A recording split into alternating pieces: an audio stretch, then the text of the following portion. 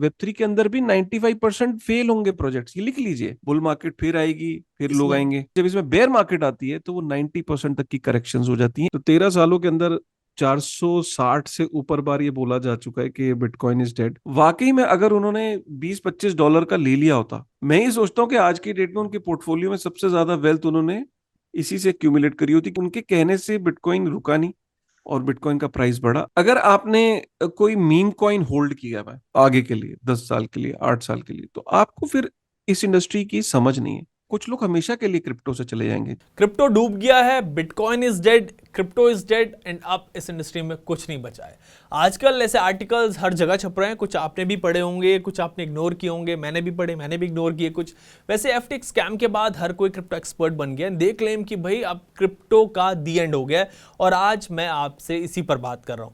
Actually Chetan Bhagat ने एक अभी आर्टिकल लिखा था, आपको याद होगा, जिसमें वो कहते हैं कि crypto is now dead, crypto खत्म हो गया है। ये एक टॉक्सिक नॉनसेंस था जो कभी वापस नहीं आएगा। एंड इस आर्टिकल को लोगों ने पढ़ा भी, काफी ज्यादा शेयर भी किया, टीओआई में आर्टिकल पब्लिश हुआ था। चेतन भगत आप जानते हैं बड़े पॉपुलर ऑथर राइटर हैं, अगर वो कुछ लिखते हैं तो उसका इंपैक्ट भी होता है। और व्यूअर्स ने भी उससे रिलेटेड कुछ सवाल पूछे, काफी सवाल पूछे इनफैक्ट, और इसीलिए आज उनके इसी आर्टिकल पर मैं आपसे बात करूंगा। इस आर्टिकल को एनालाइज करेंगे, जानेंगे कि क्या सच में क्रिप्टो खत्म हो गया है, या फिर ये सब आर्टिकल जो आजकल आ रहे हैं ये बस ऐसे लिखे जा रहे हैं। बड़ा इंटरेस्टिंग वीडियो होने वाला है। कुछ ऐसा वीडियो होगा कि अगर कोई आगे आपसे कभी भी ये कहेगा कि क्रिप्टो इज डेड, क्रिप्टो खत्म हो गया, तो बस उसे आपको इस वीडियो का लिंक भेज देना, उसको सबको समझ आ जाएगा कि डेड है या फिर बचा हुआ है।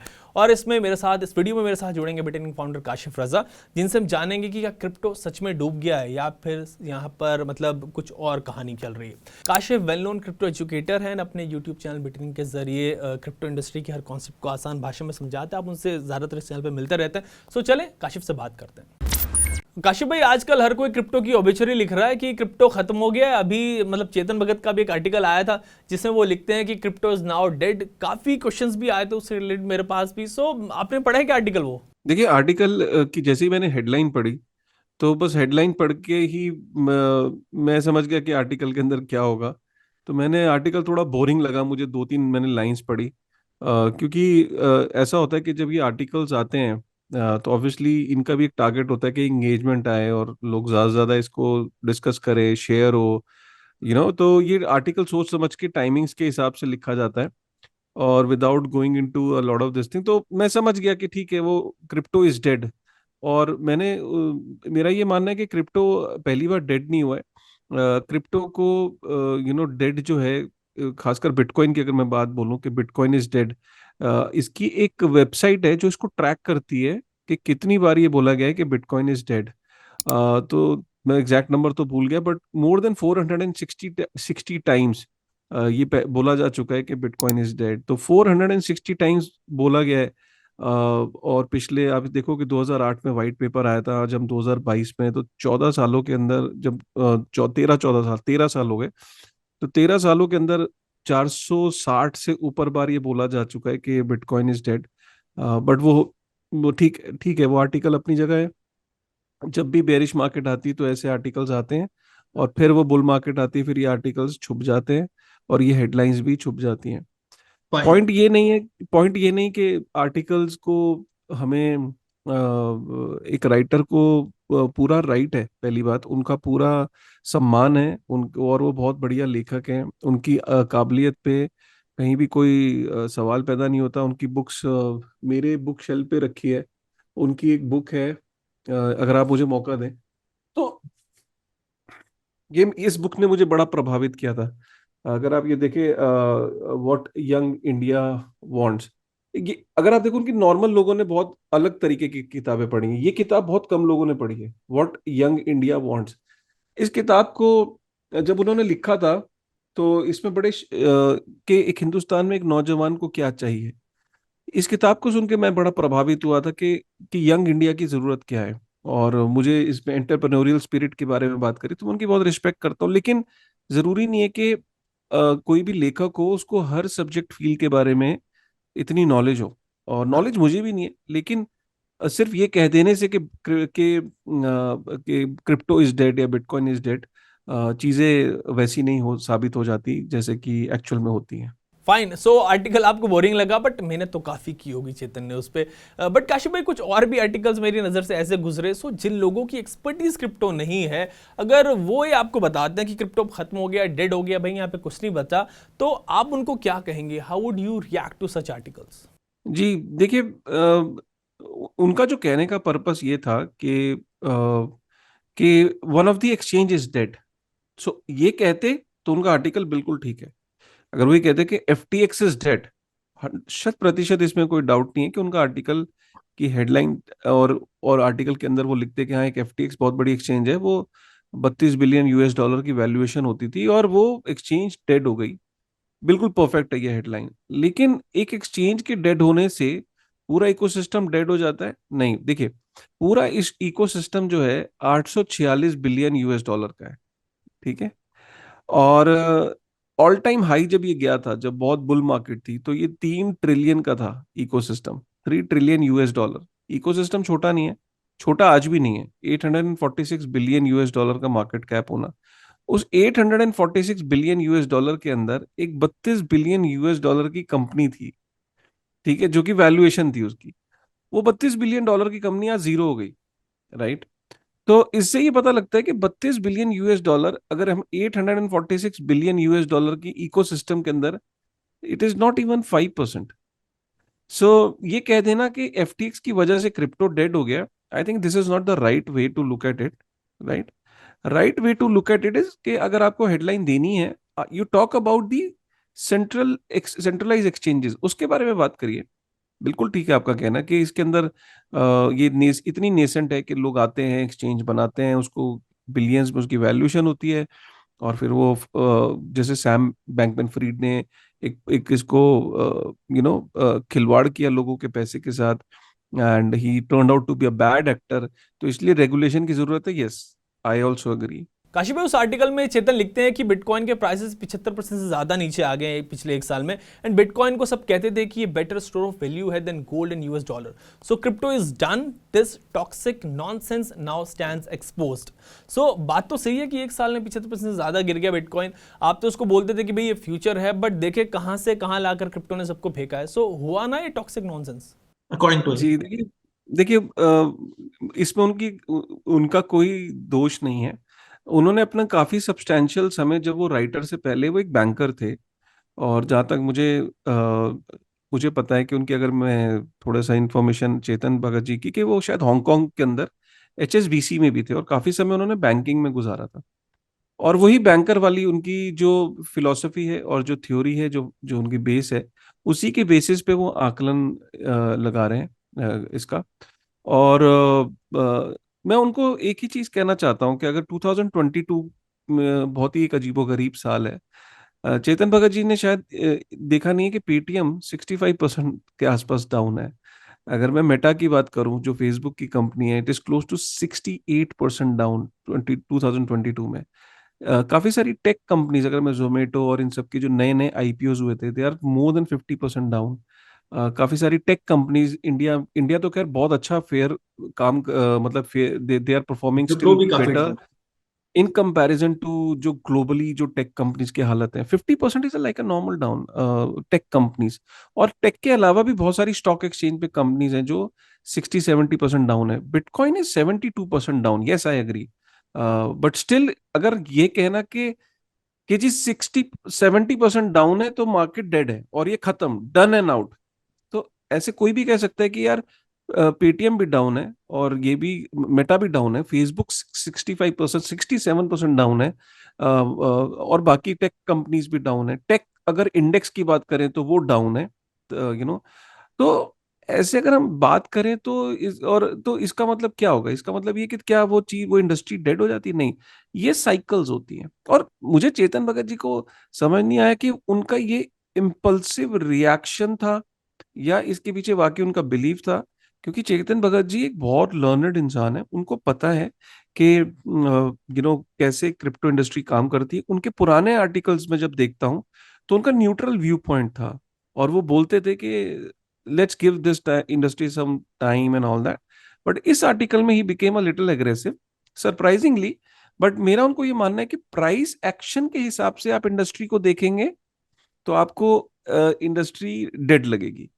अगर आप टेक्नोलॉजी के बेस पे देखोगे तो आपको इसमें पोटेंशियल लगेगा। और कोई भी नई इंडस्ट्री जिसके अंदर मात्र 200 मिलियन लोग हैं, सिर्फ 221 मिलियन यूजर्स हैं जिसके अंदर, अगर आप उस इंडस्ट्री को एक नेसेंट स्टेज में देखोगे, और सबसे बड़ा जो बिटकॉइन है उसका अगर मार्केट कैप 350 बिलियन है, अगर आप इसको प्राइस वॉलेटिलिटी के हिसाब से इसको कंपेयर करोगे बाकी इंडस्ट्री से, तो हाँ ये वॉलेटाइल है। These are early days, but as this industry grows and whenever there is a different bull cycle, और एक डिफरेंट साइकिल कभी ना कभी जब आएगी, देन और जैसे अडॉप्शन बढ़ेगी थिंग्स माइट चेंज। बट हाँ अभी के लिए फिलहाल उनका कंसर्न जायज है, और उनकी इस बात से कोई दो राय नहीं है, और उनकी बहुत रिस्पेक्ट है। और उनको ये बेनिफिट ऑफ डाउट दिया जा रहा है कि उनका शायद ये इम्पल्सिव रिएक्शन था, एंड इसमें कोई गलत बात नहीं है। बस ये कि उनके आर्टिकल की रीच इतनी ज्यादा होती है कि जब लोग उनके आर्टिकल को पढ़ते हैं तो बहुत सारे लोगों का एजम्पशन बन जाता है आर्टिकल्स के प्रति। काशिफ भाई, काफी सब्सटेंशियल पॉइंट उन्होंने मेंशन किए इस आर्टिकल में। जैसे ही कोटेड वॉरेन बफे, दुनिया के सबसे सक्सेसफुल इन्वेस्टर्स में से आते हैं। वो बफे कहते हैं कि भाई वो $25 में भी सारे बिटकॉइंस जो है उनको नहीं खरीदेंगे, बिकॉज उनकी कोई वैल्यू जब तक नहीं है कि तब तक उनको कोई दूसरा बंदा ना खरीद ले। सो ये तो वॉरेन बफे भी कह रहे हैं कि भाई बिटकॉइन में कुछ नहीं रखा, कोई वैल्यू ही नहीं है। देखिए दो चीजें हैं। वॉरेन बफे साहब मेरे ख्याल 90s में है, अपनी एज के अगर हम हिसाब से देखें शायद 85 प्लस है। और विद ऑल ड्यू रिस्पेक्ट, उन्होंने जिस एरा में अपनी वेल्थ बनाई, उन्होंने अपनी सब्सटैंशियल वेल्थ 50 इयर्स के बाद ही बनाई थी। और वो एरा ऐसा था कि उस समय टेक कंपनीज नहीं हुआ करती थी, उस समय मैन्युफैक्चरिंग बेस्ड कंपनीज होती थी। टेक कंपनीज आई हैं 2005 के बाद। ठीक है, अगर वॉरेन बफे साहब 90 इयर्स के हैं और फेसबुक आया 2005 में, तो मैं ये अंदाजा लगा के चलता हूँ कि वॉरेन बफेट जब फेसबुक के टाइम पे रहे होंगे, 90 में से आप निकाल दो 15 साल, तो 75 इयर्स के आसपास रहे होंगे। और जब वो वॉरेन बफेट साहब 75 इयर्स के आसपास रहे होंगे, तो उनका एक स्टैंडर्ड एक इन्वेस्टमेंट का एक तरीका था। वो मैन्युफैक्चरिंग बेस्ड कंपनीज में इन्वेस्ट करते थे, और जैसे ऑटोमोबाइल सेक्टर में, और जो डिफरेंट हेवी इंडस्ट्री थी, ऑयल एंड गैस था, इन कंपनीज के अंदर इन्वेस्ट करते थे। और ये वो एरा इन्हीं कंपनीज का था, एनरॉन वगैरह का, और एक्सन मोबाइल और मोबिल, ऐसी ऑयल बेस्ड कंपनीज का था। अब पोर्टफोलियो जब टेक्नोलॉजी का आया, इनफैक्ट उन्होंने सबसे बड़ा रिग्रेट जाहिर किया कि उनका सबसे बड़ा रिग्रेट ये था कि उन्होंने टेक्नोलॉजी कंपनीज में इन्वेस्ट नहीं किया था। ये भी उनकी स्टेटमेंट है, उन्होंने ये एडमिट किया। तो होता क्या है कि आदमी की जिस चीज में उसने पैसे बनाए होते हैं, जरूरी नहीं है कि वो विद टाइम वो अजम्पशंस वैसी की वैसी रही। उन्होंने मैन्युफैक्चरिंग में पैसा बनाया, टेक्नोलॉजी को इग्नोर किया। टेक्नोलॉजी स्टॉक के बारे में उनकी स्टेटमेंट है कि उनकी ये सबसे बड़ी भूल थी कि उन्होंने फेसबुक को और कंपनीज को इग्नोर किया। और आज की डेट में अगर वो क्रिप्टो को भी इग्नोर कर रहे हैं, इसमें कोई सरप्राइज नहीं है, बिकॉज उनके ये पैराडाइम में नहीं आता है।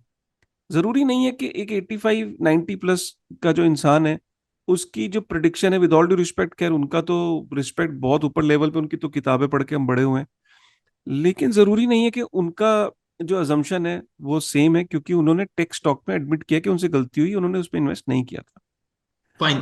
तो एक और चीज मैं यहाँ कहना चाहूंगा कि जब उन्होंने ये कहा था कि वो बिटकॉइन को नहीं खरीदेंगे, ये बात को 6-7 साल हो गए।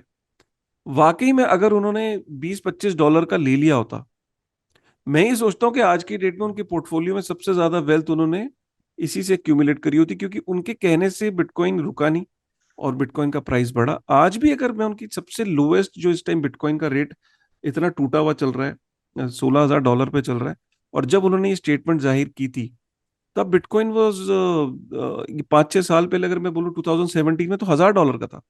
तो अगर उन्होंने $1,000 के बेसिस पे भी अपने मिलियंस और बिलियंस इसमें डाले होते, तो बिटकॉइन ने उन्हें अच्छा रिटर्न दिया होता। तो उनके उस लास्ट स्टेटमेंट से अभी तक कोई खास फर्क पड़ा नहीं मार्केट के ऊपर। मैं ये कहूंगा कि फिर भी उनकी बहुत ज्यादा रिस्पेक्ट है, और उन्होंने इंडस्ट्री के अंदर पेशेंस सिखाई, ब्लू चिप्स को लेना सिखाया, और उन्होंने ट्रेडिंग को डिस्करेज किया, और वेल्थ एक्यूमुलेशन पे ध्यान दिया, पेशेंस स्किल को समझाया। तो वॉरेन बफे की जो इथोस हैं, उनके जो फंडामेंटल्स हैं, उनकी बहुत रिस्पेक्ट है। बट ठीक है, अगर उनको क्रिप्टो समझ में नहीं आया, दैट इज ओके। कोई इतना वो नहीं है। लगता है काफी दिल से लिखा है चेतन ने आर्टिकल काशिफ भाई, जिसमें वो आगे ये भी कहते हैं कि cryptocurrency have no end use, no exit, no real purpose.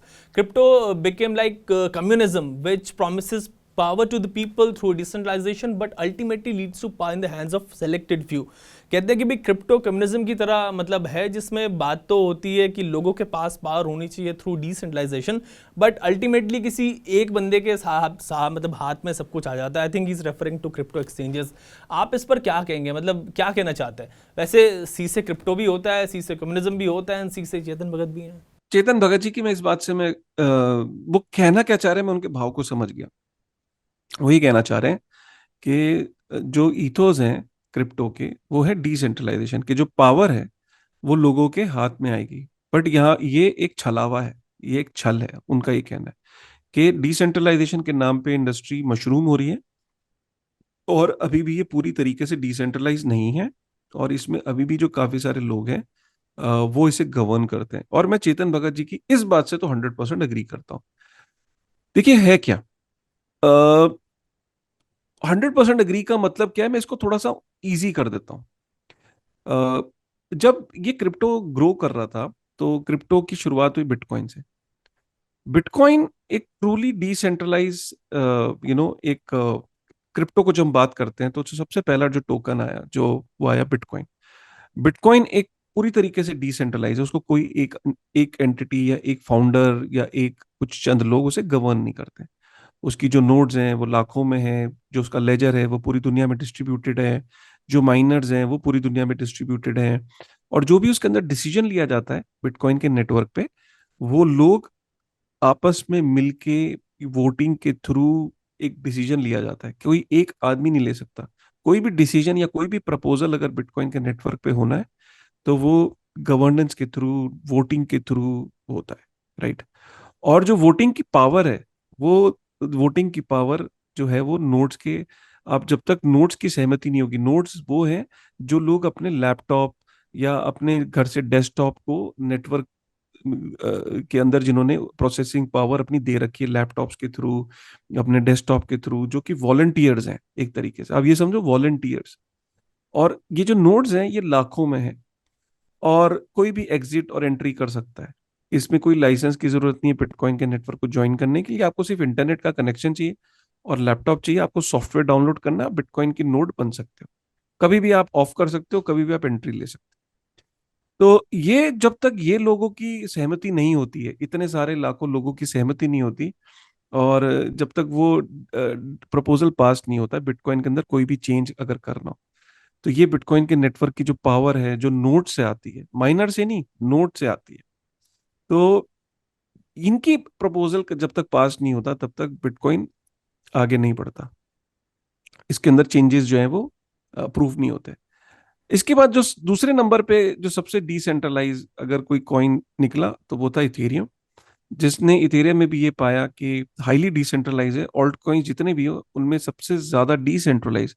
जब मैं बात करता हूँ डिसेंट्रलाइज की, तो डिसेंट्रलाइजेशन का मतलब है the power to change anything in the network is not lying with one individual or group of individual. It is lying with the people, with the nodes, right, who are running that network.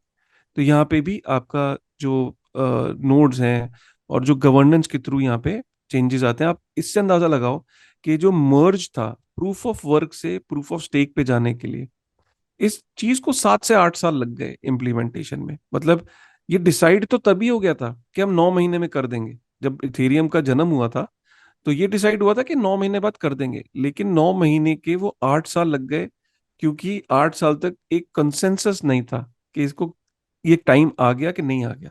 तो Ethereum भी काफी decentralise है, लेकिन king of decentralisation is Bitcoin. अब जो चेतन भगत जी कहना चाह रहे हैं, वो ये कहना चाह रहे हैं कि बिटकॉइन और इथेरियम के अलावा बाकी जितने भी कॉइन्स हैं, वो कहीं ना कहीं सेंट्रलाइज है। सेंट्रलाइजेशन का मतलब ये है कि उसके अंदर जो चेंजेस हैं, उसका जो कंट्रोल है, उसके अंदर जो नोड्स हैं, वो हाईली सेंट्रलाइज है। कुछ चंद लोग ही, जैसे कुछ चेन्स हैं जिनकी नोड्स जो हैं वो सिर्फ 1,500-2,000 नोड्स हैं, वो भी नोड्स जो हैं वो हाईली सेंट्रलाइज हैं। कुछ नोड्स तो फाउंडर्स ही हैं जो अपॉइंट कर देते हैं। और काफी सारा जो उसकी जो एडमिन की है, चेन्स की एक एडमिन की होती है, जैसे चाबी होती है, उसके थ्रू स्मार्ट कॉन्ट्रैक्ट्स में चेंज किया जा सकता है। तो वो जिसके पास जो वो चाबी अगर होगी, तो वो उस स्मार्ट कॉन्ट्रैक्ट को एक्सेस कर सकता है। वो ये कहना चाह रहे हैं।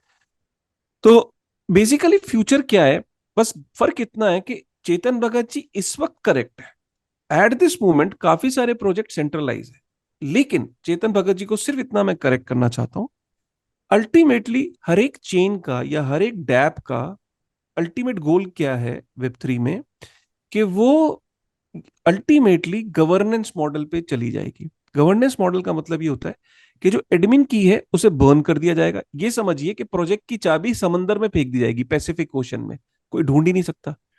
तो जब कोई डैप बड़ी हो जाती है, जब उसके ऊपर नेटवर्क इफेक्ट आने लगता है, तो चाबी को समुंदर में फेंक दिया जाता है। इसका मतलब कोई उसके अंदर चेंज नहीं हो सकता, कोई एडमिन चेंज नहीं कर सकता। जैसे इथेरियम की चाबी किसी के पास नहीं, वो बर्न हो चुकी है। ठीक है। तो अब कोई भी चेन या डैप है या एप्लीकेशन है, उसके अंदर चेंज तभी हो पाएगा जब चाबी लगाई जाएगी। चाबी को फ्यूचर में हर एक के हर एक के प्रोग्रेस रिपोर्ट में या फ्यूचर के जो जिसे कहते हैं रोड मैप में, ये होता है कि हम गवर्नेंस पे जाएंगे, गवर्नेंस के अंदर चाबी को फेंक देंगे एडमिन की। और गवर्नेंस का मतलब ये होता है कि गवर्नेंस टोकन्स के थ्रू जो यूजर हैं उस प्रोजेक्ट के अंदर तभी चेंज कर पाएंगे जब वो लोग वोट करेंगे। फ्यूचर यही है। तो अभी काफी सारी प्रोजेक्ट्स डिसेंट्रलाइज नहीं है, सेंट्रलाइज है, यही चेतन भगत जी का कहना है। तो चेतन भगत जी, बात ठीक है आपकी प्रेजेंट के लिए। फ्यूचर के लिए, हाँ, decentralisation is is something that every project is striving for. कुछ सक्सेसफुल हो पाएंगे, कुछ सक्सेसफुल नहीं हो पाएंगे। बट ये तो हमने देखा है ना, कि जब आईपीओ आए थे डॉट कॉम बबल में, तो 450 आईपीओ आए थे चेतन जी। 450 में से सिर्फ 40 से 50 आईपीओ रह गए थे 2 साल के अंदर। और उसके बाद सिर्फ 5 कंपनियां रह गई थी जो आज हम जिनको देखते हैं। तो ऐसे ही होगा वेब थ्री के अंदर भी, 95% फेल होंगे प्रोजेक्ट्स, ये लिख लीजिए। और चेतन जी को पता है हर टेक्नोलॉजी बबल के बाद ये होता है। 5 से 6 कंपनियां रहेंगी, लेकिन जो 5 से 6 रहेंगी वो डिसरप्ट करेंगी। काशिफ भाई, इसमें एक इंपॉर्टेंट चीज चेतन लिखते हैं कि क्रिप्टो में हॉडल जैसे टर्म आते हैं, मतलब होल्ड करने के लिए जो हॉडल यूज करते हैं क्रिप्टो में, कि आप अपने कॉइन्स को होल्ड करते हैं, सेल नहीं करते। अभी वो होल्ड वाली टी शर्ट मतलब पहनते हैं अक्सर, हमारे साथ भी। सो चेतन से इसके आखिर में सबसे ज्यादा लॉस तो उन्हीं लोगों को होता है मार्केट में। जो बिगेस्ट बिलीवर था कभी क्रिप्टो में, आज वो बिगेस्ट लूजर है। तो मतलब सही तो बात कह रहे हैं यार, क्या गलत है इनमें? देखिए, जो चीजें हैं, मैं इसको सिंप्लीफाई यहाँ पे ऐसे करूंगा कि अगर आपने कोई मीम कॉइन होल्ड किया हुआ है और उसको हॉडल करना चाह रहे हो, मतलब आगे के लिए 10 साल के लिए, 8 साल के लिए, तो आपको फिर इस इंडस्ट्री की समझ नहीं है। आपको concepts like store of value, money कैसे फंक्शन करती है, या सप्लाई का किसी एसेट पे क्या फर्क पड़ता है, यू नो ये कुछ ऐसे बेसिक्स हैं जिसका आपको नहीं पता। फिर भी मैं इसको सिंप्लीफाई करने के लिए बोलूंगा कि अगर आपने कोई मीम कॉइन को होल्ड किया है और आप सोच रहे हो मैं अगले 10 साल के लिए होल्ड करूंगा, तो प्रॉब्लम आपके साथ है। अगर आपने ये सोचा है कि मैं ये पर्टिकुलर सिक्योरिटी या ये पर्टिकुलर स्टॉक, जैसे कि मैं सोचूं कि यार मैं ना मारुति का स्टॉक जो है अगले 25 साल के लिए रखना चाहूंगा, ठीक है। तो आप एलिमेंट ऑफ, अभी मारुति बहुत अच्छी लग रही है, बट अगर सपोज कल को मारुति इलेक्ट्रिक व्हीकल्स आ गई, और इलेक्ट्रिक व्हीकल्स में अगर वो ट्रांसफॉर्म नहीं करती है या करने में लेट हो जाती है, जैसे कि एक प्राइम एग्जांपल है, एक टाइम आया था कि जब नोकिया मोबाइल, ऐसा लगता था कि नोकिया मोबाइल का जो स्टॉक है ना भाई, वो 20 साल के लिए रख ले, अमर हो जाएगा, तेरी जिंदगी बन जाएगी। हुआ क्या, नोकिया के पास इतना बड़ा मार्केट शेयर था, इतनी बड़ी कंपनी थी। अगर नोकिया का स्टॉक किसी ने 20 साल रखा होता तो वो कंगाल हो जाता। क्यों? क्योंकि नोकिया अल्टीमेटली एक सेंट्रल एंटिटी है, और नोकिया की मैनेजमेंट ने डिसीजन लिया कि वो एंड्रॉयड को एम्ब्रेस नहीं करेंगे, अपना खुद का प्ले स्टोर बनाएंगे। दुनिया एंड्रॉयड की तरफ जा रही थी, वो अपने प्ले स्टोर की तरफ जा रहे थे, अपना वो बना रहे थे, और लोगों ने उन्हें नकार दिया। और बेटर टेक्नोलॉजी आई, एप्पल आया, और उसके बाद इतने सारे स्मार्टफोन्स आए, नोकिया को लोग भूल गए। तो इससे साबित क्या होता है, जब आप किसी पर्टिकुलर कंपनी का स्टॉक को 15 साल 20 साल के लिए रखना चाह रहे हैं तो उसमें एलिमेंट ऑफ रिस्क होता है कि मैनेजमेंट या उस वो जो चीज को सॉल्व कर रहा है कहीं उसमें डिसरप्शन ना आ जाए। ठीक है। तो आप स्टोर क्या करते हो, जो आप 10 साल 20 साल के लिए आप जो स्टोर करना चाहते हो। अगर हम रियल लाइफ में देखें, लोग किसको स्टोर करते हैं? लोग प्रॉपर्टी खरीदते हैं, 25 साल तक नहीं बेचते, 30 साल 40 साल 50 साल। अंकल आंटी बोलते हैं कि जी बबलू की शादी पे बेचेंगे, पिंकी की शादी पे जमीन बेचेंगे, उसकी अजय की पढ़ाई के लिए जमीन बेचेंगे, लंबे अवधि के लिए रखते हैं, है ना। गोल्ड, गोल्ड तो लोग खरीदते हैं, बस बेचते तो है ही नहीं गोल्ड, है ना। गोल्ड को लंबी अवधि के लिए एक सिक्योरिटी के तौर पे, एक हेज अगेंस्ट द रिस्क आप रखते हो। तो क्या क्रिप्टो के अंदर सारे कॉइन्स गोल्ड और प्रॉपर्टी है? नहीं, यही तो समझाने की कोशिश मैं आपको कर रहा हूं कि जो पिछला मैंने आपको सेगमेंट में बताया कि बिटकॉइन और इथेरियम डिसेंट्रलाइज है, जिसमें बिटकॉइन सबसे ज्यादा डिसेंट्रलाइज है, वो कमोडिटी है। उस कमोडिटी को एसईसी भी बोल रहा है, गैरी गैंसलर अमेरिका में बोल रहा है। वो कमोडिटी का रूप है। कमोडिटी का मतलब जैसे गोल्ड सिल्वर हो गया। तो जब आप कमोडिटी इन्वेस्ट जब आप करते हो तो आप गोल्ड को as a store of value के तौर पे आप रख सकते हो, उसके अंदर आप इन्वेस्ट करते हो और सोच सकते हो कि मैं इसको लंबी अवधि के लिए रखूंगा। लेकिन अगर आप सोचोगे कि मैं किसी कंपनी जो कि यहाँ पे डैप्स के टोकन है, L1 चेन है, कोई L2 चेन है, उनके टोकन्स जो काफी सारे कंपनी की तरह हैं आज की डेट में ऑपरेट करती हैं, जो सेंट्रलाइज हैं ज्यादातर, तो इनके टोकन्स को अगर आप रखोगे और सोचोगे मैं 10 साल रखूंगा, तो ये तो वही बात हो गई कि मैं मारुति का स्टॉक या मैं अडानी का स्टॉक या मैं किसी पर्टिकुलर स्टॉक को 20 साल रखूंगा। रिस्क तो रहेगा ना, मानता हूं कि अभी उनकी कंपनीज की पोजीशन अच्छी है, लेकिन क्या हमेशा अच्छी रहेंगी? क्या नोकिया हमेशा था? क्या कोडेक हमेशा था? क्या? तो ये आपको ध्यान देना बहुत जरूरी है। फाइन कश्यप भाई, नेक्स्ट मेजर पॉइंट जो मुझे मिला इस आर्टिकल में वो था कि बबल्स इवेंचुअली बर्स्ट होते हैं, एक नीडल और एक प्रिक की जरूरत होती है और उनका काम तमाम हो जाता है। चेतन सेज कि अब there will be few takers of crypto, मतलब अब बहुत कम लोग क्रिप्टो में आएंगे। Crypto is never coming back, it's done, please do not waste your money on it, it is not an investment, stay away from it, if you already lost your money, sorry, hope the lesson was learned. मतलब हालत तो यही है, अब क्या कहना है आपको? देखिए, लेसन उन्होंने लर्न किया, बिल्कुल ठीक कह रहे हो कि कुछ बातों से मैं एग्री करता हूँ और कुछ से नहीं। फिर मैं बोलूंगा कि ये साइकिल है।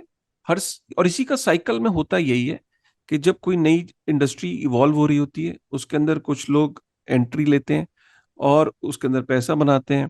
फिर उसके अंदर ये बुल मार्केट में पैसा बनता है, फिर बे मार्केट में पैसा खोया जाता है, कुछ लोग एग्जिट कर जाते हैं, कुछ लोग रहते हैं, कुछ लोग सीखते हैं, कुछ लोग का बिलीफ पड़ता है, कुछ लोग कहते हैं नहीं नहीं मेरा बिलीफ नहीं है, मैं निकल जाऊंगा। हर बुल मार्केट में क्या लोग आना बंद कर देंगे? नहीं, बुल मार्केट फिर आएगी, फिर लोग आएंगे। काशी भाई, इसमें इन्फ्लेशन और इंटरेस्ट रेट का भी इन्होंने जिक्र किया कि जैसे बढ़ते हैं इन्फ्लेशन इंटरेस्ट रेट, तो क्रिप्टो का जो बबल है वो बर्स्ट इसकी वजह से भी हुआ है। जी, तो देखिए, जब वो जो ये कहना चाह रहे हैं कि इन्फ्लेशन और इंटरेस्ट रेट, वो मैक्रो लेवल पे जब अभी क्या है कि क्रिप्टो की इंडस्ट्री और मैक्रो लेवल पे जो स्टॉक मार्केट है वो अभी कोरिलेटेड है। कुछ भी इंटरेस्ट रेट्स का और इन्फ्लेशन का फर्क जो है वो अभी इधर, क्योंकि जब इन्फ्लेशन बढ़ती है, राइट, और इन्फ्लेशन आउट ऑफ कंट्रोल होती है, तो इन्फ्लेशन को कंट्रोल करने के लिए जो सेंट्रल बैंक्स हैं वो रेट हाइक्स करते हैं। जब वो रेट हाइक करते हैं तो मार्केट से लिक्विडिटी स्क्वीज होती है। जब लिक्विडिटी स्क्वीज होती है तो लोग इन्वेस्टमेंट्स नहीं करते हैं, जैसे कि स्टॉक में इन्वेस्टमेंट नहीं करते हैं। और उसका उसका सिमिलरली वो रिस्की एसेट जो है, जबकि क्रिप्टो है, उसमें भी इन्वेस्टमेंट नहीं करते। बिल्कुल ठीक कह रहे हैं चेतन जी कि मैक्रो इकोनॉमिक्स का क्रिप्टो पे फर्क पड़ता है, और ये अभी हाईली कोरिलेटेड है ये मार्केट। अ, लेकिन फिर मैं उनको यही बात समझाना चाहूंगा कि गोइंग फॉरवर्ड ये सारा रोल साइकिल्स का है। अगर आप देखो यूएस के अंदर इन्फ्लेशन अब कम हो रही है। दुनिया में इन्फ्लेशन जो कदम उठाए यूएस ने, 7% 7.5% के पास आई।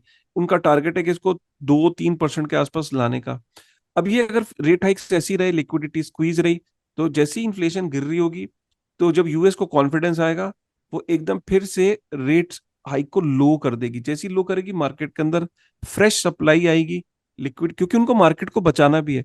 क्योंकि जब हाई रेट ऑफ अनएम्प्लॉयमेंट भी बढ़ती है ना, जब आप रेट हाइक करते हो, डिमांड फॉल करती है, मार्केट से लिक्विडिटी स्क्वीज होती है, तो कंपनियां लोगों को निकालती हैं।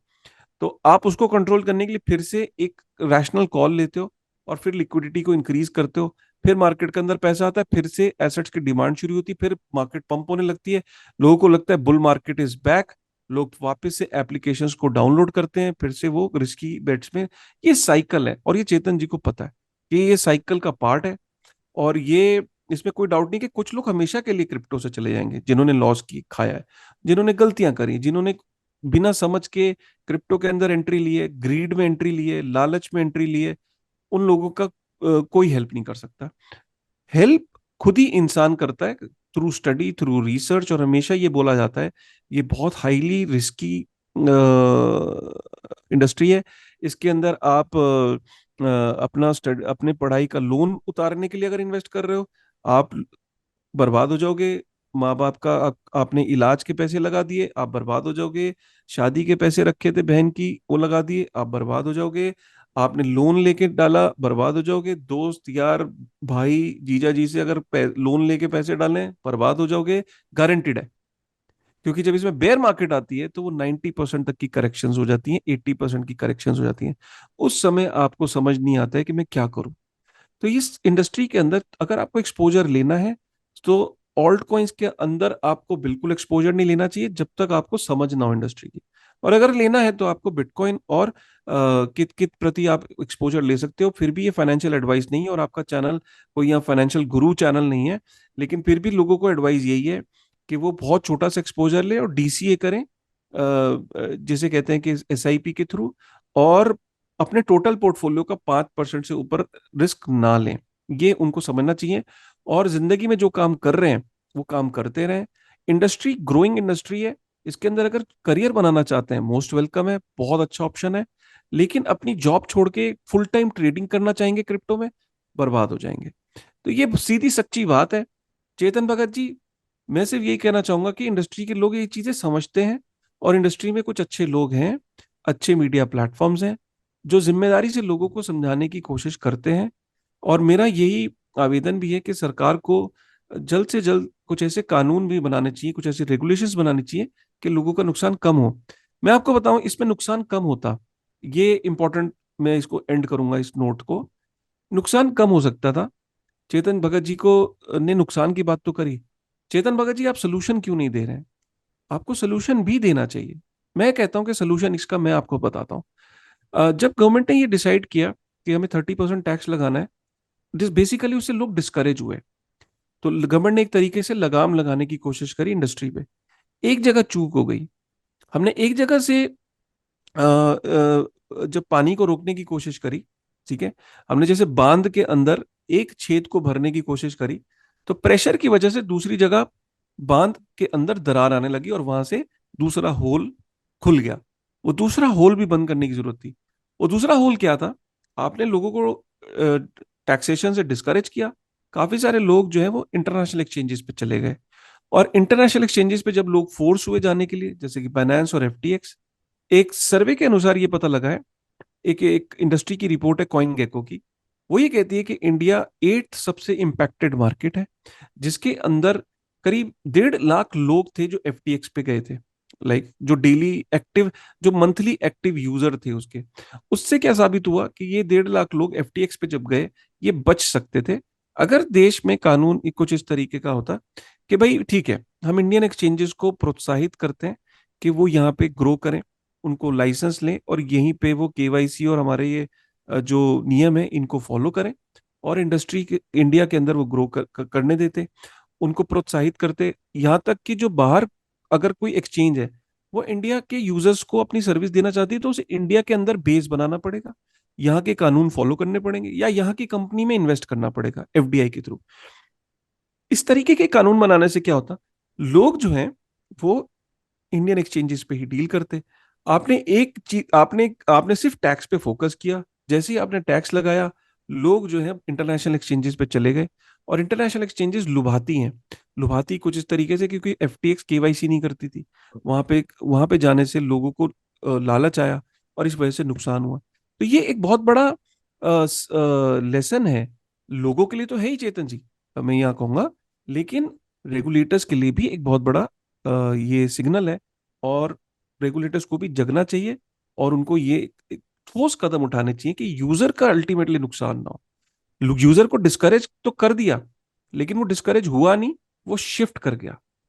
इस शिफ्टिंग को अगर आप कंट्रोल करते और इंडिया के इकोसिस्टम को ग्रो करने देते तो नुकसान कम होता। एग्जैक्टली काशी भाई, यहाँ पर रेगुलेशन की तो बहुत ज़्यादा ज़रूरत है ताकि चीज़ें और क्लियर हो सके क्रिप्टो मार्केट में, लोगों के लिए, सबके लिए। एंड अब यहाँ लास्ट में आर्टिकल एंड होता है एक स्टेटमेंट में, वो है एक स्टेटमेंट से एक्चुअली, और वो है stay away from Bitcoins and get yourself some common sense coins. So common sense coins कहाँ है, मतलब कहाँ लिस्टेड है, जरा किस एक्सचेंज में बताएं जरा। Common sense coins are uncommon, right? Because the common sense is the most uncommon thing in the human being. So I don't know what kind of common sense he's talking about. So yeah, so I don't know what kind of coins he's talking about. Fine fine, thanks Kashi भाई, इस पर आपने अपना और crypto industry का perspective रखा and users को crypto के बारे में एक प्रॉपर अंडरस्टैंडिंग दी आपने। व्यूअर्स वैसे आपको काफ़ी पसंद करते हैं, कमेंट सेक्शन में आपके बारे में पूछते रहते हैं, एंड आप अपने प्लेटफॉर्म बिटनिंग के थ्रू भी क्रिप्टो पर लोगों को एजुकेट करते रहते हैं। I would say one of the best platforms है to learn about crypto industry. आपसे नेक्स्ट वीडियो में फिर से मैं बात करूंगा, तब तक के लिए टेक केयर।